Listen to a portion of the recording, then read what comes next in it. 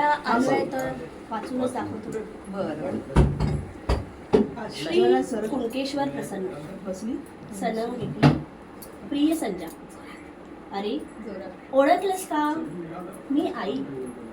आज ठरवून मुद्दाम तुला पत्र लिहायला बसले. कारण संजा, तू म्हणशील आज अचानक कशी काय आईची आठवण आली आणि आईला तुझी आठवण आली. आजचा दिवसच तसा आहे. अरे आज तुझा वाढदिवस ना. तुला वाढदिवसाच्या खूप खूप शुभेच्छा आणि रिटायरमेंटच्याही तुला खूप खूप शुभेच्छा. आज तुझ्या आयुष्यातला खूप महत्त्वाचा क्षण. हा क्षण सर्वांच्या आयुष्यात येतो असं नाही. आज तुला 60 वर्ष पूर्ण झाली.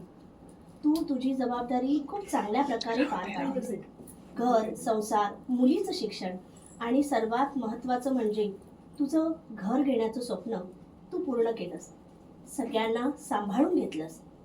लहान असताना जसा हरवलेला तसा तू माणसाच्या गर्दीत हरवला नाहीस. त्याचं मला कौतुक आहे. एकमेकांच्या सोबतीनेच हे सगळं शक्य असतं. या सर्व गोष्टी करताना तुला महत्त्वाची सोबत मिळाली ती सुनबाईची, म्हणजे सुषमाची. माझ्या पश्चात तुम्ही अण्णांची व्यवस्थित सांभाळ केला. ते पाहून मला खूप बरं वाटतं. तसेच एकमेकांना धरून राहा आणि गुण्यागोविंदाने संसार करत राहा. खूप केलं सगळ्यांसाठी. आता तुला आरामाची आणि विश्रांतीची गरज आहे. थोडा आराम कर, तब्येतीची काळजी घे. बाकी इतर कोणाचीही काळजी आणि पर्वा करू नकोस. जी तुझ्या सोबत आहे त्यांच्यासोबत गुण्यागोविंदानं राहा. अरे संजा, एक सांगायचं राहिलंच, एक विचारायचं होतं.